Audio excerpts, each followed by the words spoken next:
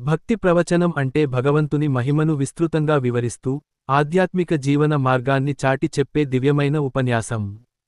ఇది భక్తులను ధార్మికత, నైతికత, మరియు జీవన శైలిలో ఉన్నత స్థాయికి తీసుకెళ్లే ఒక పవిత్ర సాధనం. ఈ ప్రవచనాల్లో పురాణగాథలు, దేవతా మహత్యం, ధర్మసూత్రాలు, మరియు ఆచరణీయ మార్గదర్శకాలు ఉంటాయి.